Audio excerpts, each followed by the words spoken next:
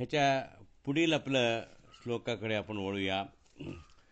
काल त्यांनी 54व्या श्लोकापर्यंत आल्यानंतर हे सर्वबद्दल कर्माबद्दल पुण्याबद्दल समजून घेतल्यानंतर मग अप्रोक्ष ज्ञान मिळतो आपल्याला. चांगलं चांगलं कर्म केलं तर इथपर्यंत आल्यावर मग एक प्रश्न उपस्थित केला. स्थितप्रज्ञस्य का भाषा समाधिस्तस्य केशवः स्थितते किं प्रभाषेत किमासीत व्रजेत किम.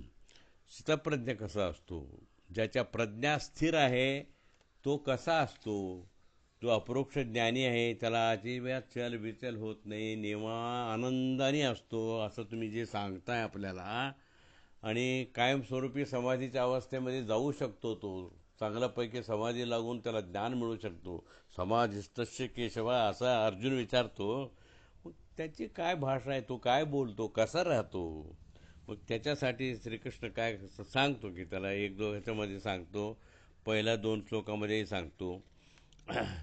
आणि मग ते पहिल्या श्लोकामध्ये दुःखेषु अनिद्विग्नमनाः सुखेषु विगतस्पृहाः वीतरागभयक्रोधः स्थितधीर्मुनिरुच्यते. दुःखेषु दुःख आलं उद्वेग होत नाही. उद्वेगी म्हणजे फार दुःखाने वरपडून लगेच सगळ्या लोकांमध्ये आरडाओरडा करत सांगत सुटत नाही. सुखेषु विगतस्पृहा फार हुरळून जात नाही. ठीक आहे, सुख आलंय भोगावं आपण 4 चौघाला सांगत फिरतो, दाखवत फिरतो सुख आल्याबरोबर. दुःख थोडाफार झालं की मग ते सगळ्याला तेच कारण काय करायचं हो, असं होऊन बसलं त्यामुळे काही सुचेना म्हणून इतर सर्व कामात ठप्प करून बसतो. असून धीर मुनीसारखा असतो. सर्व परमात्म्याच्या मनन करणाऱ्या व्यक्तीसाठी जो स्थितधी आहे तो अप्रोक्ष ज्ञानी आहे त्याला त्याचं लक्षण समजावे. यहा सर्वत्र नाभिस्नेहस्त प्राप्य शुभाशुभम नाभिनंदती न द्वेष्टी तस्य प्रज्ञा प्रतिष्ठिता. हा जो समस्त एक भोग विषयात स्नेहरहित आहे. अनभिस्नेह हा सर्वत्र अनभिस्नेह जो समस्त ऐहिक सुख भोग जे आपण नेहमीच असतं ना, खाणं पिणं उठणं सिनेमा पाहणे टी व्ही पाहणे हे सगळं भोग विषयच आहेत. आसक्ती नसती त्याचं तेवढं. शुभ किंवा अशुभ गोष्टी प्राप्त झाल्या असता स्तुतीही करत नाही, द्वेषही करत नाही. काय सारखं देव आपल्याला असलंच देतो असं द्वेषही करत नाही. ठीक आहे, देवाने दिले हा बी भोगू ते बी भोगू. अशा अप्रोक्ष ज्ञान ह्याची फार सुदृढ असते. यदा संवर्ते चायम कूर्मांगानीव सर्वशः इंद्रियाण इंद्रियार्थेभ्य तस्य प्रज्ञा प्रतिष्ठित. कोणाची प्रज्ञा प्रतिष्ठित आहे आणि स्थिर आहे म्हणायचा? तो कासव जसं आपला हातपाय आणि अवयव आपल्यामध्ये कवचात ओढून आवरून ठेवतो. कूर्मांगानिव संवर्ते इव. हे ज्ञानी जेव्हा आपले सर्व इंद्रिय शब्द स्पर्श गंध आदी इंद्रिय विषयापासून आपली इंद्रिय आवरून घेतो, त्याला हाती लागू नये असे सर्व आत ओढून घेतो, म्हणजे हातोटीत ठेवतो. म्हणजे त्याच्या मन बाहेर काय खाण्याची गोष्टी आला, जसं लहान मुलं बाहेर कोणी क्रिकेट खेळताना दिसले की लगेच विचलित होतात, पळतात. असं हा होत नाही, आवरून ठेवतो, मन नियंत्रणामध्ये ठेवतो. म्हणजे विषयांनी ह्याला आकर्षित केलं तरी ह्यांच्या इंद्रिय एवढं त्यांनी आवरून ठेवलेलं असतो की त्याला बळी पडत नाही. तुम्हाला व्यावहारिक उदाहरणामध्ये म्हणजे काही मुलं असतात बघा, फार शांत असतात आणि जरा हे असतात. त्याला आईने सांगितलेली असते कुठं काहीतरी खाण्याचं बिण्याचं मागू नको बाळा, काय खेळायचं असेल तर घे, खाण्याच्या पदार्थामध्ये आरोग्य बिघडून जाशील तुझ्या. बरोबर ऐकलेली असतं. आणि खेळण्यामध्ये सुद्धा काय 2 दिवसांनीच नाश होतात का ताई, तसं नको, आपण चांगल्या दुकानातून तुला वाटलं ते खेळ घेऊ. तर माझ्यासमोर घडलेली गोष्ट आहे की ती सर्कसमध्ये आम्ही बसलो होतो एकदा सगळ्या फॅमिली. तर ते लोक काय करतात, विकण्याचे पदार्थ म्हणून नेमकं लहान मुलासमोर 2दा 3दा तिथंच घुटमळतात, ते सोडत नाहीत. तर मग त्याच्यात एक मुलगी होती एकाची, फार शांत मनाची. तो सारखा तिथं गेलं तरी काही मागत नव्हती, नुसता उभा राहायची आणि बघायची. तो वैतागून गेला शेवटी. म्हणलं काय, म्हणलं ते आई हसली. नाही घेणार म्हणलं, काय काही प्रयत्न करू नका तुम्ही. म्हणजे त्या मुलीने एवढं मन घट्ट करून एवढ्या पदार्थ येत होते, आकर्षित होते. कधी आई म्हणली नाही तिने, पण ते सारखं बघत होती. हा स्थितप्रज्ञ म्हणजे आपलं इंद्रिय म्हणजे मन घट्ट करणे. कारण काय नुसता इंद्रिय नाही, इंद्रियाबरोबर मन सुद्धा घट्ट करत होती, म्हणून तिला जमत होतं ते समजणं. नुसता तोंडावरून घट्ट तोंड झाकून घेतले नाही आईस्क्रीम आणि चॉकलेट बघितल्याबरोबर, पण मनच त्यांनी आवरलं होतं. तर असाच तो स्थितप्रज्ञ असतो. विषया विनिवर्तन्ते निराहारस्य देहिनः रसवर्ज्य रसोप्यस्य परम दृष्ट्वा निवर्तते. काही सुंदर श्लोक आहेत ह्याच्यामध्ये. आहार त्याग केलेल्या जीवाची, आता काही लोक आपण उपास तपास का करतो? इंद्रिय निग्रह होण्यासाठीच करतो. एकादशी करावे आणि हा करावे, म्हणजे नियंत्रित आहार दिल्यामुळे आपल्या इंद्रिय थोडा अशक्त बनतात आणि विषय भोगण्यासाठी जास्त सक्षम राहत नाहीत. आहार त्याग केलेल्या जीवाची, माणसाची मनातील विषयभोगाची इच्छा वगळून विषयभोग करण्याची शक्ती नष्ट होते. बघा, फार दिवस तुम्ही 2-3 दिवस उपाशी पडा, जीभ कोरडं पडतं, नंतर खावं असं वाटतच नाही तुम्हाला. नुसता उपाशी म्हणजे नुसता विकनेस असतो, अस्वस्थ असता, काहीतरी त्रास होत असतो. परंतु त्यावेळी पहिलं सुरुवातीला 1-2 तासामध्ये हे खाऊ ते खाऊ वाटतं, ते सुद्धा नष्ट होऊन जातं, कारण शक्तीच नाही तुमच्या अंगामध्ये होते. ही त्या इंद्रियांची झाला. म्हणजे काही जीवही काही मागत नाही, हातपायही काही मागत नाही तुम्हाला. परंतु माणसाची मनातील भोग इच्छा जो आहे, रसोप्यम रसवर्जम रसोप्यस्य परमदृष्टा निवर्तते. हा भोग इच्छा जो आहे, मनातली इच्छा आहे, मानसिक अभिलाषा म्हणतो. हे मानसिक अभिलाषा मात्र परमात्म्याला अपरोक्ष ज्ञान झाल्याशिवाय जात नाही. हा फार मुद्दा लक्षात घेण्यासारखा आहे. कितीही तुम्ही प्रामाणिक असाल, कितीही धर्मनिष्ठतामध्ये देवाबद्दल तुम्ही साधना करत असाल, उपवास तपास करत असाल, पण तुमच्या मनातील भोगेच्छा काय?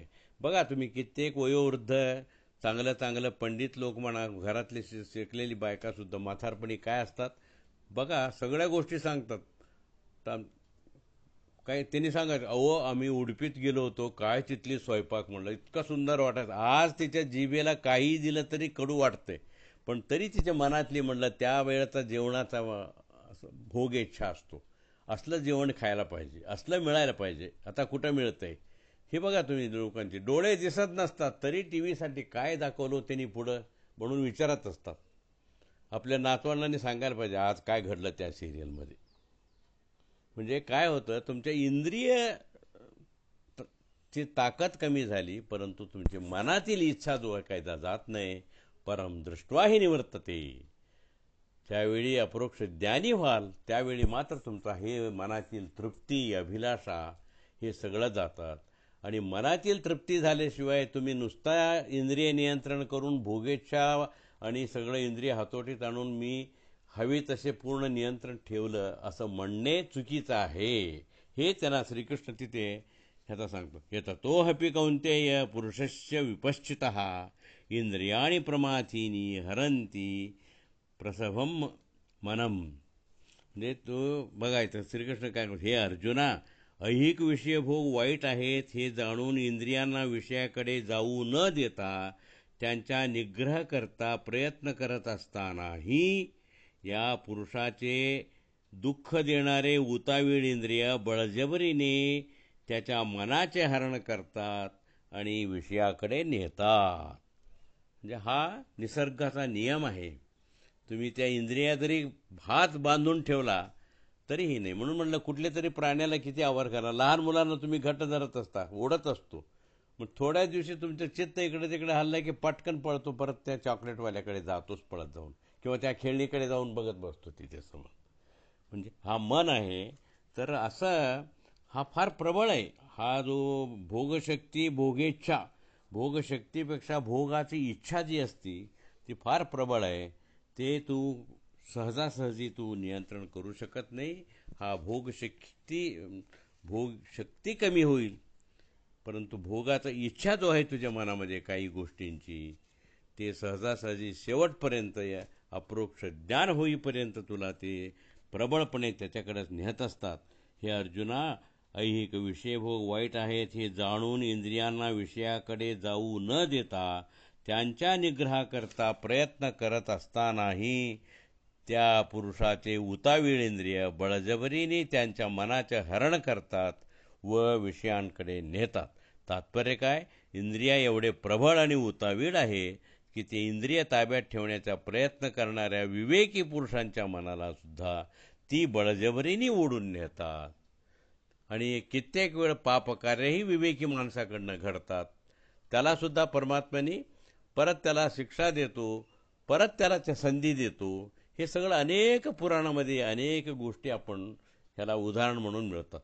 तेच सांख्यशास्त्र म्हणून श्रीकृष्णाने थोडक्यामध्ये प्रत्येकाचा त्याच्या तत्व काय आहे हे समजायला लागले. म्हणजे इंद्रिय नियंत्रण आणि विषयाचा भोग इच्छा ही काय परिस्थिती आहे. अख्खा जगामध्ये सगळ्यांना भेडसावणारा अतिशय आपण मागे का राहतो, आपण सत्कर्म का करत नाही, सत्कर्माकडे का वळत नाही, कुठलेही चांगलं नियम आपण लगेचच का बंद पडतात, आरंभ सुरू होतो लगेच दुसऱ्या दिवशी बंद पडतात. पण वाईट नियम वाईट सवय रोज वाढत जातात. हे असं का होतं? ह्या गीतेमध्ये मिळतं. गीतेमध्ये काय मिळत नाही तुम्हाला? सर्व काही मिळतोच आहे. फक्त काय त्याला समजून देणारा एक मनुष्य पाहिजे. म्हणून तर श्रीकृष्णाचा संदर्भ काढून वेदव्यास मुनींनी अर्जुन आणि श्रीकृष्ण संवाद रूपाने हा अनमोल शास्त्र त्यांनी तयार करून दिलेले आहे. तर तानि सर्वाणि संयम्य युक्त आसीत मत्परः वशेहि यस्येंद्रियाणि तस्य प्रज्ञा प्रतिष्ठिता. मग उपाय काय? सर्व इंद्रियांना वाईट विषयाकडे जाऊ नये असे निर्बंध घालून मीच श्रीकृष्ण सर्वोत्तम आहे या ज्ञानाने परमात्म्याचंच मन स्थिर ठेवून असले पाहिजे. त्यांच्या अधीन इंद्रिय राहतात. ज्या इंद्रियाचा अधीन कोणाच्या? ऋषिकेश या इंद्रियांचा अधीन राहणार. तर त्या परमात्म्यामध्ये मन जर तुम्ही गुंतवलं तर तुम्हाला ह्याच्यामध्ये सुद्धा मनसुद्धा तिकडे जाऊ देत नाहीत. इंद्रिय बळजबरीने नेलं असतानाही सुद्धा मनाला सुद्धा तुम्हाला ताबा मिळतो. त्यामुळे तुम्ही माझ्याकडे मन त्यावेळी तुम्ही गुंतवायला पाहिजे. ह्या गोष्टी श्रीकृष्ण सांगतात. दासांनी तर अनेक ठिकाणी अनेक ह्याच्यामध्ये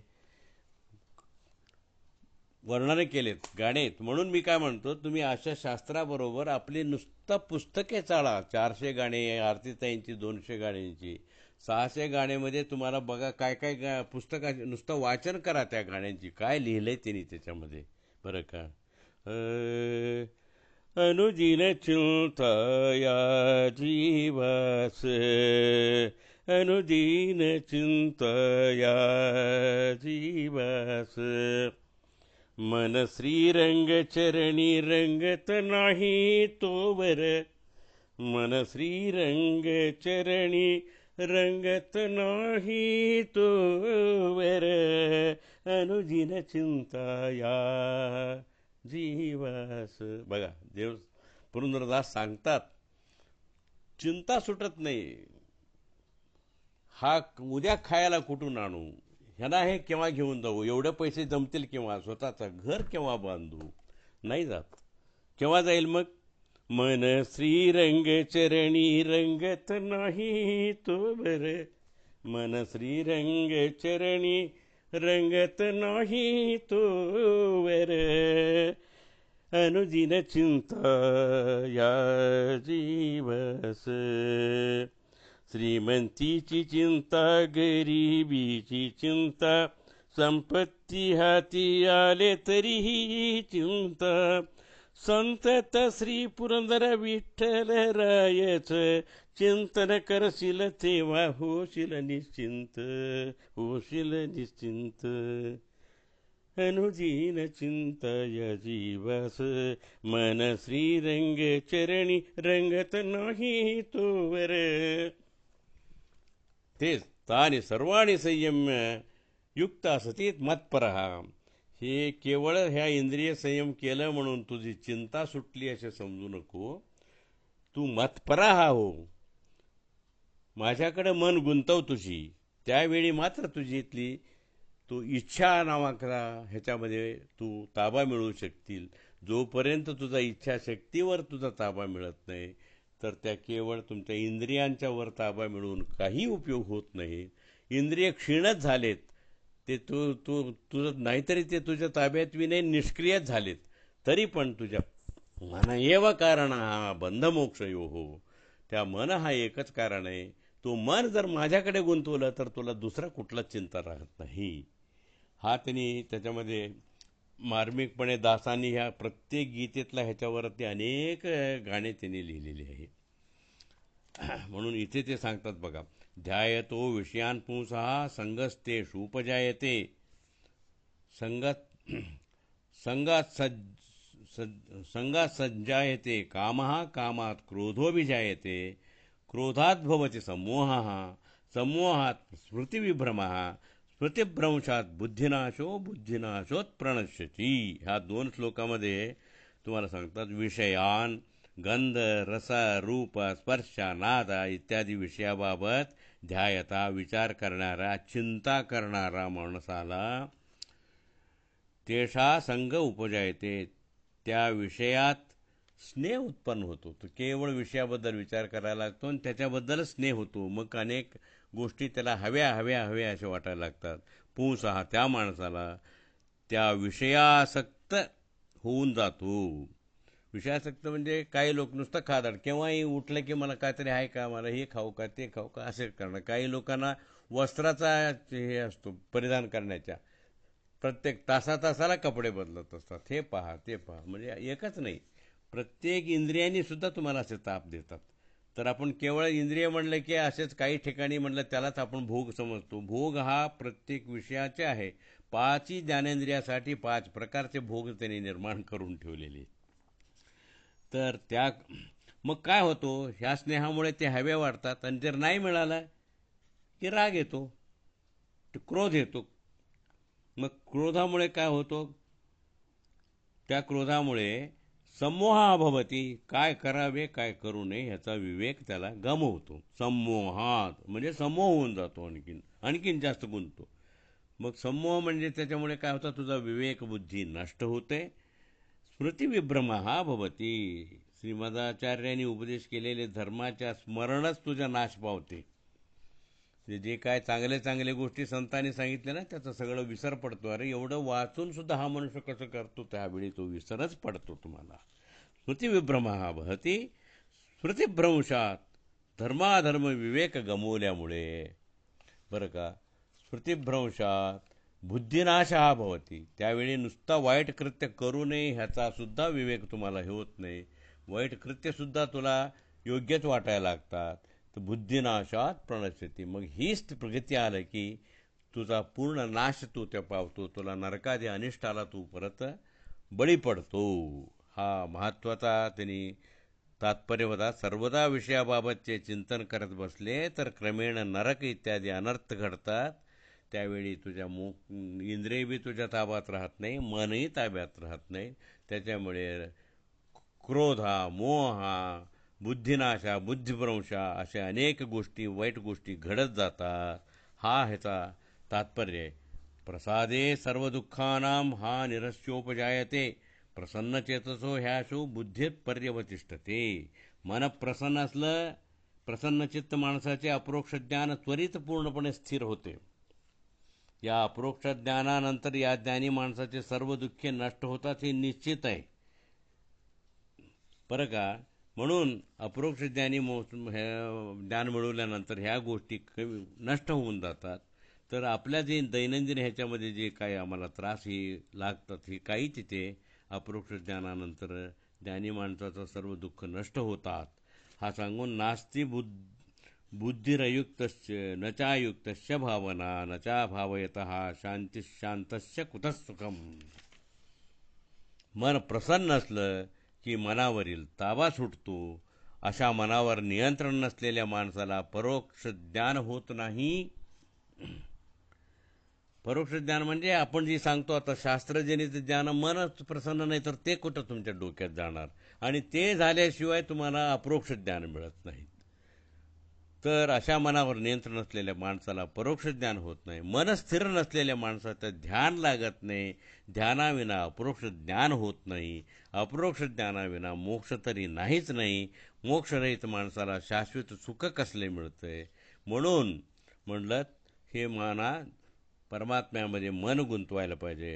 इंद्रियाणाम ही चरताम यन्मनो अनुविधीयते तदस्य हरति प्रज्ञा वायुर्न विभांभसी. हे बघा, हा याच्यामध्ये सरळ सांगतो, विषयामागे भटकणाऱ्या इंद्रियांचा पाठोपाठ मनही विषयाकडे जर धावायला लागलं, म्हणजे विषयांचा भोगाचा इच्छासुद्धा त्याच्याच बरोबर हो हो म्हणायला लागलं, इंद्रियांनाच म्हणायला लागलं, तर जसं सोसाट्याच्या वारा सुटल्याबरोबर पाण्यातील नौका ओढून नेली जाते, असं त्याप्रमाणे माणसाची बुद्धी नष्ट होणार हे निश्चित आहे. तस्माद्यस्य महाबाहो निगृहीतानि सर्वशः इंद्रियार्थेभ्यः तस्य प्रज्ञा प्रतिष्ठितः. हे महाभाऊ अर्जुना, इंद्रिय निग्रह असणाऱ्यांचे मन समाधानी असते. मन समाधानी असले की आपल्या ताब्यात राहते. तेव्हा श्रवण मननाद्वारे भक्ती आणि ध्यान साध्य होते. ध्यानाने अपरोक्ष ज्ञान प्राप्त होतात. त्यामुळे आपण नेहमी परमात्म्याकडे जास्त तुमचं मन तिकडे लावा आणि इंद्रियांचा ताबा मिळवा, त्यांना क्षीण करा, असं लावतात. आता शेवटचा फक्त 2 श्लोक आहेत ह्या अध्यायात. या निशा सर्वभूतानां तस्यां जगती संयमीं यस्यां जागृतीं भूतानी सा निशा पश्यतो मुनीः. समस्त प्राणीमात्रांना परमात्म्याच्या स्वरूप रात्रीच्या अंधारातील वस्तूप्रमाणे दृष्टीच पडत नाही. सामान्य माणसाला तर परमात्म्याच्या स्वरूप दृष्टी पडत नाही. परंतु अशा परमात्म्याच्या स्वरूपाबाबतीमध्ये जितेंद्रिय, जे इंद्रिय जिंकलेलं आहे, असा ज्ञानी पुरुष सर्व परोक्ष ज्ञान म्हणजे शास्त्रजनित ज्ञान शिकून नंतर ध्यान, योग, चिंतन, मनन, भजन इत्यादी केलेलं आहे, त्या माणसाला अशा परमात्म्याच्या स्वरूपाबाबतीमध्ये असा ज्ञानीपुरुष जागरूक असतो व त्याला परमात्म्याचे स्वरूप प्रकट होतो. इंद्रिय ताब्यात नसलेले जीव त्या शब्द, रस, गंध इत्यादी विषयाबाबत जागरूक असतात. ते त्या विषयांचाच विचार करू लागतात आणि तुमची सगळं मन त्याच्याकडेच, विषयाकडे पडतो. म्हणून विषयासक्त न होता परमात्म्याचे चिंतन करतो, त्याला अपरोक्ष ज्ञानी समजावा. जो मनुष्य विषयांच्याकडे लक्ष कमी करतो आणि परमात्म्याकडे मन जास्त देतो, तो हळूहळू अपरोक्ष ज्ञानी मिळवण्यास पात्र आहे हे समजावा. प्रास्ताविक ज्ञानी जर विषयात आसक्त होत नसेल तर त्याला अन्न पाणीही मिळणार नाही व त्याचे जीवन दुस्तर होईल. तेव्हा अजिबात आसक्ती नसावी ही कसे काय बरोबर वाटते, असेही प्रश्न विचारतात श्रीकृष्णाला. म्हणून त्यावेळी त्याने सांगतात, ते अपूर्यमाणम अचलम प्रतिष्ठम समुद्रमापः प्रविशन्ति यद्वत् तद्वत् कामा यः प्रविशन्ति सर्वे सशान्तिमाप्नोति न कामकामी. विहाय कामान्य सर्व पुमांश्चरति निस्पृहः निर्ममो निरहंकारा सशांतिम अधिगच्छति. हा शेवटच्या 2 श्लोकामध्ये श्रीकृष्ण सांगतो, तसं काय काळजी करू नका, त्याला खायला पण मिळणार नाही, मग तुमची विषयाबद्दल काही विचार नाही केला तर कसं होईल, असं काय म्हणू नका. कारण तो समुद्रासारखा असतो. कित्येक प्रवाह येऊन समुद्राला मिळतात, गंगा नदीपासून सगळ्या नदी मिळतात, त्याची लेवल सोडत नाही, हुरळून जात नाही. आणि कित्येक वेळ कुठलेही सगळं नदी वाळून जातात, एकही थेंब पाणी त्याला जात नाही, तरी त्याच लेवल त्याचं असतं. असं तो तृप्त असतो, कारण तो परमात्म्याकडे मन गुंतवलेले असतो आणि इंद्रियाच्याबद्दल त्यांची आसक्ती नसते. अशा माणसाला त्याच्या पोट भरणं ह्याची काही चिंता नसलं तरी सर्व काही प्राप्त होत असते. त्यामुळे त्यालाच आपण येषां ब्राह्मी स्थितीं पार्थ नैनां प्राप्य विमुह्यति स्थित्वा सामंतकालेपि ब्रह्मनिर्वाणमृच्छति. हे अर्जुना, ह्या ब्रह्मज्ञानाची स्थिती म्हणतात, त्याला ब्रह्मप्राप्तीस कारण आहे. मोक्ष मिळवून देणारी ही स्थिती प्राप्त केली तर संसारात दुःख होत नाही. अशा ब्रह्मज्ञानांच्या स्थितीत प्राकृत शरीररहित परमात्म्याला प्राकृत शरीररहित परमात्मा आहे. परमात्म्याला प्राकृत शरीर नाही. मोक्ष झाल्यावर आम्हाला सुद्धा राहणार नाही आणि त्याला आम्ही प्राप्त करतो. हे अर्जुना, ह्या ब्रह्मज्ञानाची स्थिती ब्रह्मप्राप्तीस कारण आहे, मोक्ष मिळवून देणारी आहे. ही स्थिती प्राप्त केली तर संसार दुःख होत नाही. ब्रह्मज्ञानाचा स्थितीत शेवटपर्यंत मरणकाळातही राहून प्राकृत शरीररहित परमात्म्याला प्राप्त करतो. म्हणून हा सर्व सांख्यशास्त्राचा महत्त्व बघा. परमात्मा कसा आहे, अविनाशी आहे, आणि त्याला मिळवण्याचा ज्ञान आणि विज्ञान ह्या दोन्ही गोष्टी तुला सांगितले. म्हणजे आपण शास्त्रजनित ज्ञान आणि मग आपलं ध्यान योगादी ह्याच्यामध्ये अपरोक्ष ज्ञान हे दोन्ही मिळवण्याची स्थिती समजून सांगणारीला हे सांख्यायोग असं म्हणतात. त्या सांख्यायोग तुला पूर्णपणे आम्ही सांगितलेले आहे. मग आता तुला युद्ध करणे चुकीचे आहे का बरोबर आहे, आता तुझा धर्माचा विचार करण्यास तू समर्थ झालेला आहे. असं करून ओम तत्सदिती श्री भगवद्गीता उपनिषत्सु ब्रह्मविद्यायां योगशास्त्रे श्रीकृष्णार्जुन संवादे सांख्ययोगो नाम द्वितीयो अध्यायः. श्री भारती रमण मुख्य प्राणांतर्गत श्रीकृष्णार्पण मस्तू. अशा प्रकारे हा सांख्ययोग इथे संपतंय. मग इथून पुढे त्याच्यातील सबविभाग काय काय काय काय आहे, कर्मयोग कोणता, ज्ञानयोग कोणता, संन्यासयोग कोणता, कर्मसंन्यासी योग कोणता, भक्ती म्हणजे काय, ज्ञान म्हणजे काय, ह्या सर्व गोष्टीचा वेगळे वेगळे वेगळे अध्याय आपण पुढे पाहायचा आहे. तिसरा अध्यायापासून पुढील आठवड्यापासून आपण तिसरा अध्याय घेऊया. आज माझा यथामथी मला समजेल इतकं गुरुंनी दिलेल्या ज्ञानाप्रमाणे, पुस्तकात उपलब्ध असलेल्या ज्ञानाप्रमाणे, माझ्या शक्तीप्रमाणे मी तुम्हा लोकांना सांगितलेले आहे. ही माझी सर्व सेवा माझ्या वरद विठ्ठलचरणी मी समर्पण करतो. नाहम करता हरि करता तत्पूजा कर्मचाखिल. श्री कृष्णार्पणमस्तु. तर पुढील आठवड्यामध्ये आता नाद विठ्ठल भजनी मंडळाच्या तर्फे पहिलं 2 अध्यायाचा गीतापठण कार्यक्रमाची सेवा त्यांनी केली. आता सिंहगड रोडमधील श्री लक्ष्मी व्यंकटेश भजना मंडळवाल्यांनी त्यांनी सेवा मागितलेली आहे. त्यामुळे तिसरा अध्यायाचे पठण त्यांनी पुढील गुरुवारी तिसरा अध्यायाचे पठण त्यांनी करतील, पठण सेवा, आणि मी पुढे निरूपण त्या दिवशी तृतीय अध्यायाचा घेऊया. आणि ह्या सर्व आत्तापर्यंतचे ग्रंथ सांगण्यासाठी पठण कार्यामध्ये, श्रवण करण्यामध्ये सहकार्यामुळे तुम्ही जे सर्व लोकांनी सहकार्य केले, तुम्हा सगळ्यांचा आभार मानून त्या मी माझ्या गुरु श्री सत्यात्मतीर्थ यांचा त्यांना पुन्हा नमस्कार करून माझ्या वरद विठ्ठलचरणी नमस्कार करीत हा इथे आजचं प्रवचन संपवतो.